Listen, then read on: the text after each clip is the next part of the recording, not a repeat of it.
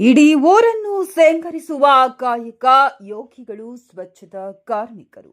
ಮೈಲೇಶ್ ಬೇವೂರು, ವಿಜಯನಗರ ಜಿಲ್ಲೆ ಕೂಡ್ಲಿಗಿ ಪಟ್ಟಣದ ಹಿರೇಮಠ ವಿದ್ಯಾಪೀಠ ಪದವಿ ಪೂರ್ವ ಕಾಲೇಜಿನಲ್ಲಿ ಹಮ್ಮಿಕೊಳ್ಳಲಾಗಿದ್ದ ಕರ್ನಾಟಕ ಪತ್ರಕರ್ತರ ಸಂಘದಿಂದ ತಾಲೂಕು ಮಟ್ಟದ ಪತ್ರಿಕಾ ದಿನಾಚರಣೆಯ ಅಂಗವಾಗಿ ಪ್ರತಿಯೊಬ್ಬ ಜನಗಳಿಗೆ ರೋಗ ರುಜಿನಗಳು ಬಾರದಂತೆ ಕಾಯುವ ಆರೋಗ್ಯ ರಕ್ಷಕರು ಎಂದು ಗೌರವಿಸಿ ಕೂಡ್ಲಿಗಿ ಪಟ್ಟಣದಲ್ಲಿ ಸ್ವಚ್ಛತಾ ಸೇವೆ ಸಲ್ಲಿಸಿ ನಿವೃತ್ತಿ ಹೊಂದಿದ ಹಾಗೂ ಸೇವೆ ಸಲ್ಲಿಸುತ್ತಿರುವಂತಹ ಸ್ವಚ್ಛತಾ ಕಾರ್ಮಿಕರಿಗೆ ಗೌರವ ಸಮರ್ಪಣಾ ಕಾರ್ಯಕ್ರಮವನ್ನು ಹಮ್ಮಿಕೊಳ್ಳಲಾಗಿತ್ತು. ಈ ಕಾರ್ಯಕ್ರಮದ ದಿವ್ಯ ಸಾನ್ನಿಧ್ಯ ಶ್ರೀ ಪ್ರಶಾಂತ್ ಸಾಗರ ಶಿವಾಚಾರ್ಯ ಸ್ವಾಮೀಜಿ ವಹಿಸಿಕೊಂಡಿದ್ದರು. ಈ ಕಾರ್ಯಕ್ರಮದ ಕುರಿತು ಪ್ರಾಸ್ತಾವಿಕವಾಗಿ ಮಾತನಾಡಿದ ಸಂಘದ ಶಿವಕುಮಾರ್ ಅವರು, ನಮ್ಮ ಸಂಘದಲ್ಲಿರುವ ಎಲ್ಲಾ ಸದಸ್ಯರು ಪ್ರತಿಯೊಂದು ದಿನಗಳು ಹಲವು ರೀತಿಯ ಸುದ್ದಿಗಳನ್ನು ಬಿತ್ತನೆ ಮಾಡಿದರು. ಸಾಮಾಜಿಕ ಕಾಳಜಿಯಿಂದ ಈ ಸಮಾಜದ ಕಟ್ಟಕಡೆಯ ವ್ಯಕ್ತಿಗಳಾಗಿ ಇರುವಂತವರನ್ನು ಸಮಾಜದ ಕಣ್ಣಿಗೆ ಕಂಡರೂ ಸುಮ್ಮನಿರುವಂತಹ ಅಧಿಕಾರಿಗಳು, ರಾಜಕಾರಣಿಗಳು, ಹಲವಾರು ಸಂಘ ಸಂಸ್ಥೆಗಳು ಸುಮ್ಮನಿರುವ ಈ ದಿನಮಾನಗಳಲ್ಲಿ ನಮ್ಮ ಕರ್ನಾಟಕ ಪತ್ರಕರ್ತರ ಸಂಘವು ಸತತವಾಗಿ 3 ವರ್ಷಗಳಿಂದ ವಿವಿಧ ರೀತಿಯ ಕಾರ್ಯಕ್ರಮವನ್ನ ಸಾಮಾಜಿಕ ಕಾಳಜಿಯನ್ನಿಟ್ಟುಕೊಂಡು ಅಂತ ವರ್ಗವನ್ನ ಹುಡುಕಿ ಕಾರ್ಯಕ್ರಮ ರೂಪಿಸುವರಾಗಿಯೇ ಪತ್ರಿಕಾ ದಿನಾಚರಣೆಯನ್ನೊಳಗೊಂಡು ಕಾರ್ಯಕ್ರಮ ಮಾಡುತ್ತಾ ಬಂದಿರುತ್ತೆ ಎಂದು ವಿಸ್ತಾರವಾಗಿ ತಿಳಿಸಿದರು. ಹಾಗೆ ಈ ಸಂದರ್ಭದಲ್ಲಿ ಉದ್ಘಾಟನೆ ಮಾತನಾಡಿದ ಕ್ಷೇತ್ರ ಶಿಕ್ಷಣಾಧಿಕಾರಿ ಮೈಲೇಶ್ ಬೇವೂರು ಅವರು, ಈ ಸಮಾಜದ ಅಂಕುಡೊಂಕುಗಳನ್ನು ತಿದ್ದುವ ಪತ್ರಕರ್ತರ ಜವಾಬ್ದಾರಿ ಬಹುಮುಖ್ಯವಾದ ಕೆಲಸವಾಗಿರುತ್ತೆ. ಪತ್ರಕರ್ತರ ಕುರಿತು ರಾಜ್ಯದಲ್ಲಿ ಪತ್ರಕರ್ತರ ಬರವಣಿಗೆಯ ಶಕ್ತಿ ಎಂಥದ್ದು ಎಂದರೆ, ಲಂಕೇಶ್ ಎಂಬ ಪತ್ರಕರ್ತರ ಬರವಣಿಗೆಗೆ ರಾಜ್ಯದಲ್ಲಿ ಸರ್ಕಾರ ಆಡಳಿತ ನಡೆಸುತ್ತಾ ಸ್ಥಿತಿ ಇರುವಂತದ್ದನ್ನ ಒಂದೇ ಸುದ್ದಿಯಿಂದ ಸರ್ಕಾರ ಬಿದ್ದೋಗಿರುವಂತಹ ಉದಾಹರಣೆಗಳು ಇವೆ ಎಂದು ತಿಳಿಸುತ್ತಾ, ಹಾಗೆ ಅದರ ಜೊತೆಗೆ ಇಂಥ ಒಳ್ಳೆಯ ಕಾರ್ಯಕ್ರಮವನ್ನ ಆಯೋಜನೆ ಮಾಡಿ ನಾವು ಬೆಳಗ್ಗೆ ಎದ್ದು ಇನ್ನೂ ಚಹಾ ಕುಡಿಯುವ ಮುನ್ನವೇ ಇಡೀ ಊರನ್ನ ಸಿಂಗರಿಸುವ ಕಾಯಕ ಯೋಗಿಗಳು, ಸ್ವಚ್ಛತಾ ಕಾರ್ಮಿಕರು. ಇವರು ನಿಜವಾದ ದೇಶದ ಆರೋಗ್ಯ ಕವಚವಾಗಿ ಕೆಲಸ ಮಾಡುವ ಈ ಶ್ರಮಿಕರ ಸೇವೆ ಅಪ್ರತಿಮವಾದದ್ದು ಎಂದು ತಿಳಿಸಿದರು. ಹಾಗೆ ಕಾಂಗ್ರೆಸ್ ಮುಖಂಡರಾದ ನೂರ್ ಅಹಮದ್ ರವರು ಪತ್ರಕರ್ತರಿಗೆ ಸಮಾಜದಲ್ಲಿ ಉತ್ತಮವಾದ ಬೆಲೆ ಉಳಿಸಿರುವಂತಹ ಅನೇಕ ಉತ್ತಮ ಲೇಖನಿ ಬರೆಯುವಂತಹ ಪತ್ರಕರ್ತರಿಂದ ಈ ಸಮಾಜದಲ್ಲಿ ಉಳಿದಿದೆ. ಹಾಗಾಗಿ ನಮ್ಮ ದೇಶದಲ್ಲಿ 3 ಅಂಗಗಳಿದ್ದು, ಅದುವೇ ಶಾಸಕಾಂಗ, ಕಾರ್ಯಾಂಗ, ನ್ಯಾಯಾಂಗ ಹಾಗೂ ಪತ್ರಿಕಾಂಗಗಳಲ್ಲಿ ದೇಶಕ್ಕೆ ಅವಶ್ಯಕತೆ ಬೇಕಾಗಿರುವಂತಹ ಅಭಿವೃದ್ಧಿ ಹಾಗೂ ಕಾನೂನು ಸುವ್ಯವಸ್ಥೆಗಳನ್ನು ಕಾಪಾಡುವುದಕ್ಕೆ ಪತ್ರಿಕಾ ಮಾಧ್ಯಮ ಮುಖ್ಯವಾದ ಜವಾಬ್ದಾರಿ ತೆಗೆದುಕೊಂಡು ಎಲ್ಲಾ ಅಂಗಗಳನ್ನು ತಿದ್ದುವಂತಹ ಕೆಲಸ ಪತ್ರಿಕಾ ರಂಗದ್ದಾಗಿದೆ ಎಂದು ತಿಳಿಸಿದರು. ಹಾಗೆ ಸ್ವಚ್ಛತಾ ಕಾರ್ಮಿಕರ ಬಗ್ಗೆನೂ ಉತ್ತಮವಾದಂತಹ ಸೇವೆಯನ್ನ ಅವರು ಕಡೆಗಣಿಸುವಂತಹ ಈ ಸಮಾಜದಲ್ಲಿ ಕಟ್ಟಕಡೆಯ ವ್ಯಕ್ತಿಗಳನ್ನು ಸಹ ಗುರುತಿಸಿ ಗೌರವ ಸಮರ್ಪಣೆ ಮಾಡುತ್ತಿರುವಂತಹ ಪತ್ರಿಕಾ ಮಾಧ್ಯಮದ ಸಂಘದ ಕುರಿತು ಪ್ರಶಂಸನೀಯ ಮಾತುಗಳನ್ನು ಆಡಿದರು. ಹಾಗೆ ಸಂದರ್ಭದಲ್ಲಿ SL ಬಶೀರ್ ಅಹಮದ್, ಮುಸ್ಲಿಂ ಸಂಘದ ರಾಜ್ಯಾಧ್ಯಕ್ಷರು ಹಾಗೂ ವಕೀಲರು, ಕರವೇ ಅಧ್ಯಕ್ಷರಾದ ಕಾಟೇರ ಹಾಲೇಶ್, PSI ಪ್ರಕಾಶ್, ಗುನ್ನಳ್ಳಿ ರಾಘವೇಂದ್ರ ಕಾರ್ಯಕ್ರಮದ ಕುರಿತು ಮಾತನಾಡಿದರು. ಕಾರ್ಯಕ್ರಮದ ವೇದಿಕೆಯಲ್ಲಿ ಕರ್ನಾಟಕ ಪತ್ರಕರ್ತ ಸಂಘದ ಜಿಲ್ಲಾಧ್ಯಕ್ಷರಾದ BHS ರಾಜು, ವಿಜಯನಗರ ಜಿಲ್ಲೆ ಹಾಗೂ ಅಮರೇಶ್ ಹರಪನಹಳ್ಳಿ, GT ಮಲ್ಲಿಕಾರ್ಜುನ್ ಗೌಡ್ರು, V ಕರಿಯಪ್ಪ, ಗೃಹರಕ್ಷಕ ದಳ ಸಂಘದ ಅಧಿಕಾರಿ ಕೂಡ್ಲಿಗಿ, G ಓಬಣ್ಣ, G ಮಂಜಣ್ಣ, ಮರುಳು ಸಿದ್ದಪ್ಪ, ಹಾಲು ಒಕ್ಕೂಟ ಅಧ್ಯಕ್ಷ ಈಶಪ್ಪ ಇನ್ನಿತರರು ಉಪಸ್ಥಿತರಿದ್ದರು. ಈ ಸಂದರ್ಭದಲ್ಲಿ ಕೂಡ್ಲಿಗಿ ಪಟ್ಟಣದಲ್ಲಿ ಸ್ವಚ್ಛತಾ ಸೇವೆ ಸಲ್ಲಿಸಿ ನಿವೃತ್ತಿ ಹೊಂದಿದ ಹಾಗೂ ಸೇವೆ ಸಲ್ಲಿಸುತ್ತಿರುವಂತಹ 40ಕ್ಕೂ ಹೆಚ್ಚು ಸ್ವಚ್ಛತಾ ಕಾರ್ಮಿಕರಿಗೆ ಗೌರವ ಸಮರ್ಪಣಾ ಸನ್ಮಾನವನ್ನ ಮಾಡಲಾಗಿತ್ತು. ವರದಿ ರಾಘವೇಂದ್ರ ಸಾಲುಮನೆ, ಕೂಡ್ಲಿಗಿ. ಅಧ್ಯಕ್ಷತೆಯನ್ನು ವಹಿಸಿರ್ತಕ್ಕಂತಹ ಹಾಗೂ ಮುನ್ನರ್ ಅವರೇ ಹಾಗೂ ನಮ್ಮ ಕಟ್ಟಡ ಕಾರ್ಮಿಕರು ಮತ್ತು ಅಸಂಘಟಿತ ನೌಕರರ ಸಂಘದ ರಾಜ್ಯ ಉಪಾಧ್ಯಕ್ಷರಾಗಿರ್ತಕ್ಕಂಥ ಗುನ್ನಳ್ಳಿ ರಾಘವೇಂದ್ರರವರೇ ಹಾಗೂ ವೇದಿಕೆ ಮೇಲಿರ್ತಕ್ಕಂಥ ಎಲ್ಲ ಗಣ್ಯ ಮಾನ್ಯರೇ, ಎಲ್ಲ ಪತ್ರಿಕಾ ಮಾಧ್ಯಮದವರೇ, ಪ್ರೀತಿಯ ವಿದ್ಯಾರ್ಥಿನಿಯರೇ ಹಾಗೂ ವಿಶೇಷವಾಗಿ ಇವತ್ತಿನ ಕಾರ್ಯಕ್ರಮದಲ್ಲಿ ಸ್ವಚ್ಛತಾ ಪೌರ ಕಾರ್ಮಿಕರನ್ನು ಗುರುತಿಸಿ ಅವರಿಗೆ ಸನ್ಮಾನ ಮಾಡಬೇಕಂತ ಕರೆಸಿದಾರಲ್ಲ, ನಿಜವಾಗ್ಲೂ ಈ ಪತ್ರಕರ್ತರ ಸಂಘಕ್ಕೆ ನಾನು ವಿಶೇಷವಾಗಿ ಅಭಿನಂದನೆಗಳನ್ನು ಸಲ್ಲಿಸ್ತೀನಿ. ಈ ಸನ್ಮಾನಕ್ಕೆ ಬಂದಿರತಕ್ಕಂಥ ಎಲ್ಲ ಪೌರ ಕಾರ್ಮಿಕರೇ ನಿಜವಾಗ್ಲೂ ಒಂದು, ಆದರೆ ಅಂತ ತುಂಬಾ ಮೈನ್ಯೂಟ್, ತುಂಬಾ ನ್ಯಾನೋ ಸೆಕ್ಟರಲ್ಲಿ ಕೆಲಸ ಮಾಡ್ತಕ್ಕಂಥ ಪೌರ ಕಾರ್ಮಿಕರನ್ನ ಗುರುತಿಸಿ ಅವ್ರನ್ನ ಸನ್ಮಾನ ಮಾಡ್ತಕ್ಕಂಥ ಒಂದು ಯೋಚನೆಯನ್ನ ಮಾಡಿದಾರಲ್ಲ, ಹಾಗಾಗಿ ವಿಶೇಷವಾಗಿ ಸಂಘ ಅಷ್ಟು ಸರಿಯಲ್ಲ ಅಂತ ನಾನು ಭಾವಿಸ್ತೇನೆ. ಆದರೆ ಒಬ್ಬ ಉದ್ಘಾಟಕನಾಗಿ ಕೆಲವು ಮಾತನ್ನ ನಾನು ಹೇಳಲೇಬೇಕಾಗ್ತದೆ. ಅದು ನನ್ನ ಕರ್ತವ್ಯನೂ ಕೂಡ ಹೌದು, ನನ್ನ ಜವಾಬ್ದಾರಿನೂ ಕೂಡ ಹೌದು. ಪತ್ರಕರ್ತರ ಸಂಘ ಅಂತಂದ ತಕ್ಷಣ ಪತ್ರಕರ್ತರಿಗೆ ಕೆಲವು ಜವಾಬ್ದಾರಿಗಳು ಇರ್ತದೆ ಅಂತ. ಏನ್ ಜವಾಬ್ದಾರಿ ಇರ್ತದೆ? ನನ್ನ ಪ್ರಕಾರ ನೀನು ಹಿಡ್ಕೊಂಡ್ರೆ ನನಗೆ ಮಾತೇ ಬರಲ್ಲ, ನೀವು ಮಕ್ಕಳು ಮಾಡ್ತಾರೆ. ಪತ್ರಕರ್ತರು ಅದನ್ನೇ ಮಾಡ್ತಾರೆ.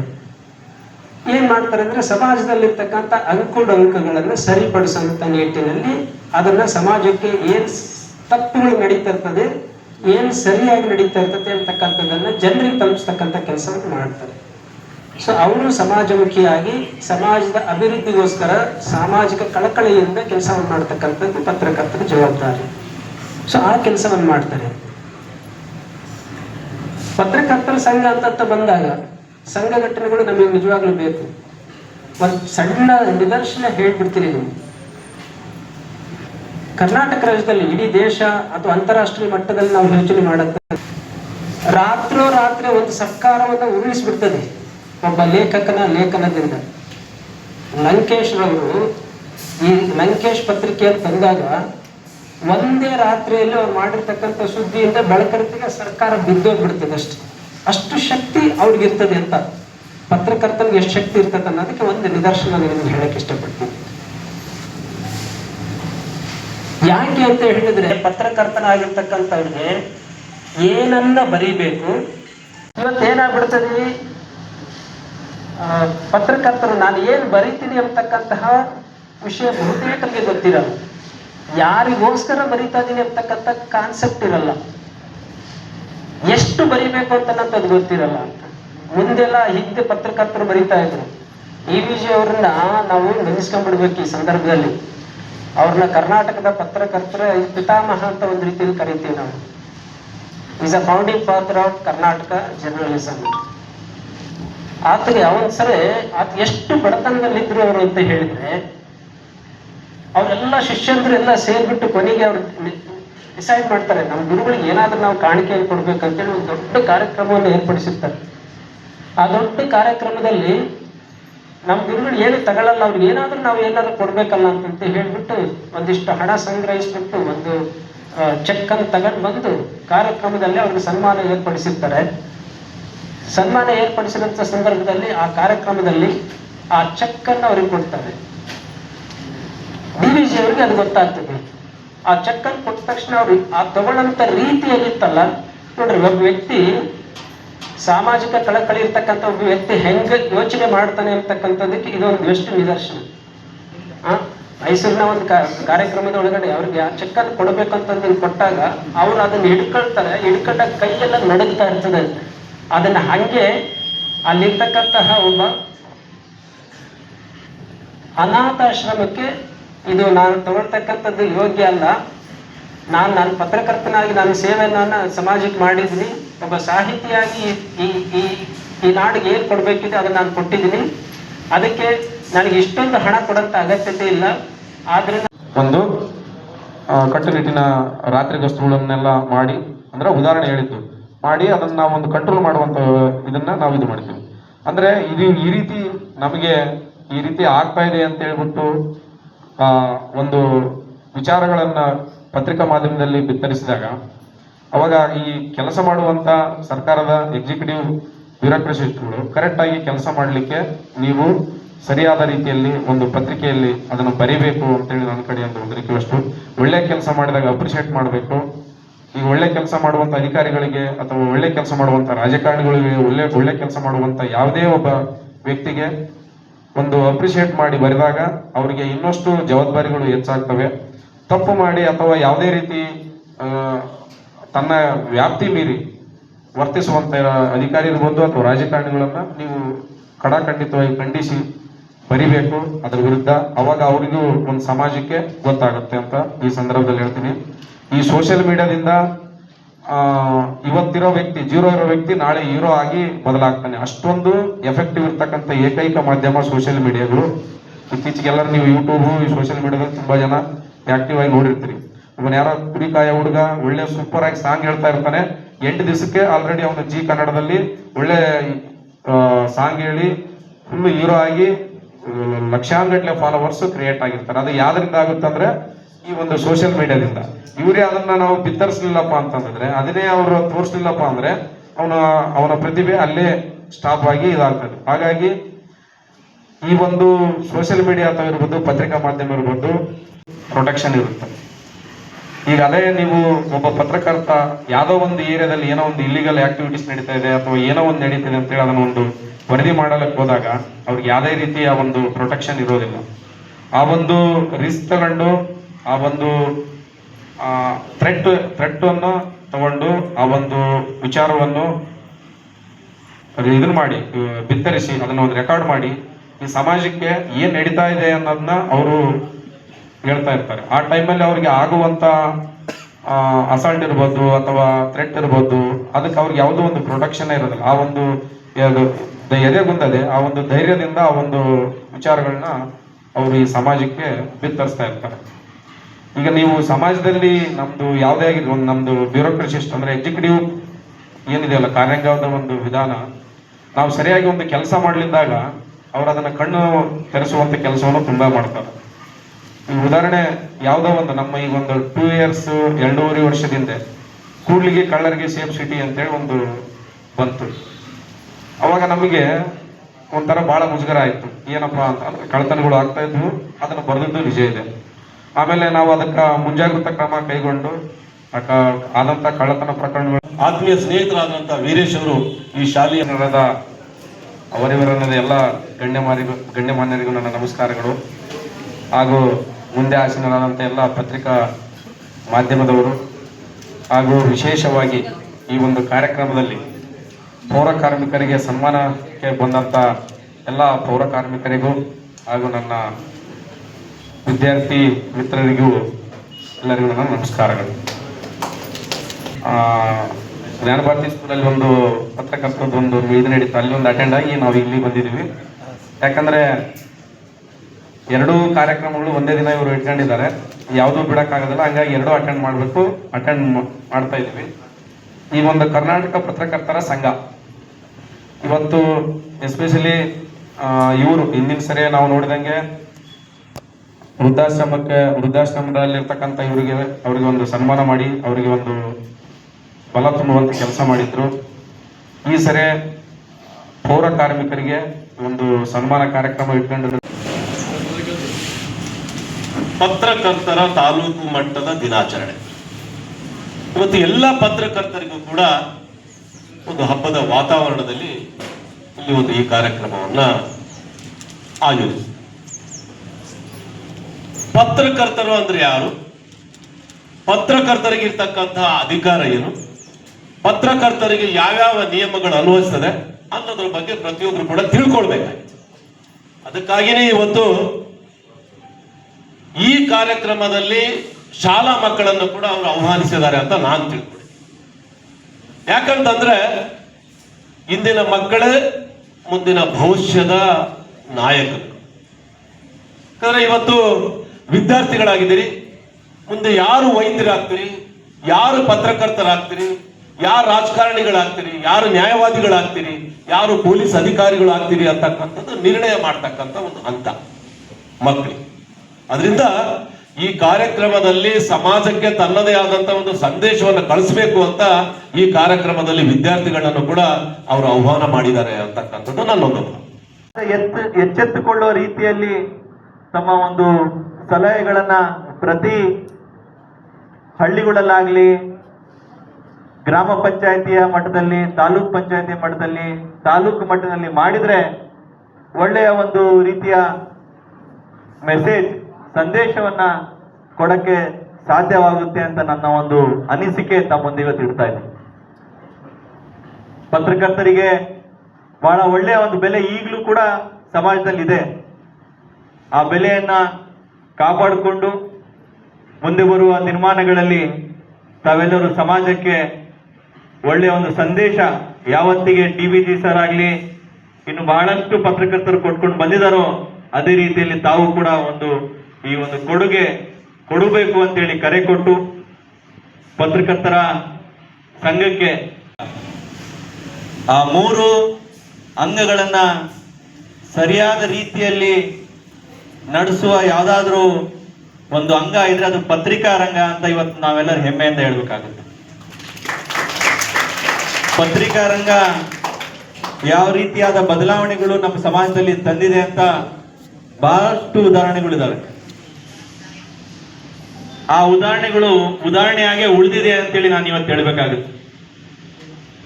ಬಹಳಷ್ಟು ಜನ ಪತ್ರಕರ್ತರು ಸೇರಿದ್ದೀರಾ, ತಮ್ಮದೇ ಆದ ಒಂದು ಸಂಘ ಮಾಡಿ ಈ ಕಾರ್ಯಕ್ರಮಗಳನ್ನೆಲ್ಲ ಒಳ್ಳೆ ರೀತಿಯಲ್ಲಿ ಆಯೋಜನೆ ಮಾಡಿ ಕಾರ್ಯಕ್ರಮ ಮಾಡ್ತೀರಾ. ಯಾವ ರೀತಿ ಮೊದಲನೆಯ ಪತ್ರಕರ್ತರು ಬದಲಾವಣೆ ಬಯಸುತ್ತಾ ಬಂದಿದ್ರು, ಆ ಬದಲಾವಣೆ ಈಗ ಆಗ್ತಾ ಇದೆಯಾ ಅಂತೇಳಿ ನಾವು ಇವತ್ತು ಸವಾಲು ಎತ್ತಬೇಕಾಗುತ್ತೆ. ನಾನು ಸ್ವಲ್ಪ ನೇರವಾಗಿ ಮಾತಾಡೋನು, ಯಾರಿಗೆ ಮನ್ಸು ನೋವಾದ್ರೂ ಕೂಡ ಕ್ಷಮೆ ಇರಲಿ ಅಂತ ಹೇಳ್ತೀನಿ. ಪತ್ರಕರ್ತರು ಕೇವಲ ಪ್ರವೇಶ ಪಡೆದಿದ್ದಾರೆ ಅವರು, ಹಂಗಾಗಿ ಅವರು ಆಡುಮುಟ್ಟದ ಸಪ್ಪಿಲ್ಲ ಅಂತ ಹೇಳಕ್ ನಾನು ಇಷ್ಟಪಡ್ತೀನಿ. ಹಾಗೆ ನನ್ನ ಗೆಳೆಯನಾದಂಥ ಗುನ್ನಳ್ಳಿ ರಾಘವೇಂದ್ರನು ನನಗೆ ಬಲಗೈ ಬಂಟನಾಗಿದ್ದು ಒಂದು ಸಂಘಟನೆ ಬಲಿಷ್ಠವಾದಂಥ ವ್ಯಕ್ತಿ. ಹಾಗೆ ನಮ್ಗೆ ಗುನ್ನಳ್ಳಿ ಶ್ರೀಧರ, ನನ್ನ ಗೆಳೆಯ ರಾಘವೇಂದ್ರ ಸಾಲುಮನಿ, ಅವರೆಲ್ಲ ನಮ್ಮ ಕರ್ನಾಟಕ ರಕ್ಷಣೆಯ ಪ್ರಧಾನ ಕಾರ್ಯದರ್ಶಿಯಾಗಿ ಕೆಲಸ ಮಾಡಿದಂಥವರು. ಈ ಟೀಮೇ ನಮ್ಮ ಕರ್ನಾಟಕ ರಕ್ಷಣೆ ಪತ್ರಕರ್ತರ ಸಂಘದ ಈ ಒಂದು ಸನ್ಮಾನ ಕಾರ್ಯಕ್ರಮ ಜರುಗಲಿ, ಈ ಒಂದು ಪೌರ ಕಾರ್ಮಿಕರನ್ನ ಒಂದು ಗೌರವಿಸುವಂತ ಕಾರ್ಯಕ್ರಮ ಮಾಡಿರ್ತಕ್ಕಂಥ ನಮ್ಮ ಸಾಲುಮನಿ ರಾಘವೇಂದ್ರಗೆ ಅಭಿನಂದನೆ ತಿಳಿಸ್ತಾ ನನ್ನ 2 ಮಾತುಗಳಲ್ಲಿ ಮುಗಿಸ್ತಿದ್ದೇನೆ. ಜೈ ಹಿಂದ್, ಜೈ ಕರ್ನಾಟಕ. ಸೊ ಇದರ ಒಂದು ಸದುಪಯೋಗ ಪಡಿಸ್ಕೊಂಡಂತಹ ಆ ಸಂದರ್ಭದಲ್ಲಿ ಕರ್ನಾಟಕದಾದ್ಯಂತ ಅನೇಕ ರೀತಿಯಾಗಿರ್ತಕ್ಕಂಥ ಒಂದು ಸಂಘಟನೆ ಏನಾಗ್ತವೆ ಅಂದ್ರೆ ಆರಂಭ ಆಗ್ತವೆ. ಅದರಲ್ಲಿ ಈ ಕರ್ನಾಟಕ ಪತ್ರಕರ್ತರ ಸಂಘ ಎನ್ನುವಂಥದ್ದು ಕೂಡ ಬಹಳಷ್ಟು ಕರ್ನಾಟಕದಾದ್ಯಂತ ಏನ್ ಮಾಡ್ತಪ್ಪ ಅಂದ್ರೆ ಅನೇಕ ಸುದ್ದಿಗಳನ್ನ ಬಿತ್ತರಿಸುವಂತಹ ಒಂದು ಆ ಕೆಲಸವನ್ನ ಮಾಡುವಂತ ಪ್ರಯತ್ನವನ್ನು ಮಾಡ್ತಾರೆ. ಸೊ ಇದು ಕರ್ನಾಟಕ ಪತ್ರಕರ್ತ ಸಂಘ ಎನ್ನುವಂಥದ್ದು ಕೇವಲ ಒಂದು ವಿಷಯವನ್ನಷ್ಟೇ ಅಲ್ಲ ಪ್ರಸ್ತಾಪಿಸುವುದಷ್ಟೇ ಅಲ್ಲ, ನ್ಯಾಯ ಅನ್ನುವಂಥದ್ದಾಗಿರ್ಬೋದು, ನಿಷ್ಠೆ ಎನ್ನುವಂಥದ್ದಾಗಿರ್ಬೋದು, ನಿಷ್ಪಕ್ಷಪಾತವಾಗಿರ್ತಕ್ಕಂಥ ವಿಷಯಗಳನ್ನಾಗಿರ್ಬೋದು, ಅಭಿವ್ಯಕ್ತಿ ಸ್ವತಂತ್ರ ಎನ್ನುವಂಥದ್ದಾಗಿರ್ಬೋದು, ವಿವಿಧ ಕ್ಷೇತ್ರದಲ್ಲಿ ಸಾಧನೆಗೈದಂತಹ ಪ್ರಮುಖ ನಾಯಕರನ್ನ ಗುರುತಿ ಮೂಲ ಸಮಾಜದ ಮುಖ್ಯ ವಾಹಿನಿಗೆ ತರ್ತಕ್ಕಂಥ ಒಂದು ಪ್ರಯತ್ನ ಮಾಡುವಂತ ಕೆಲಸ ಈ ನಮ್ಮ ಒಂದು ಕರ್ನಾಟಕ ಪತ್ರಕರ್ತರ ಸಂಘ ಎನ್ನುವಂಥದ್ದು ಮಾಡ್ತಾ ಇದೆ.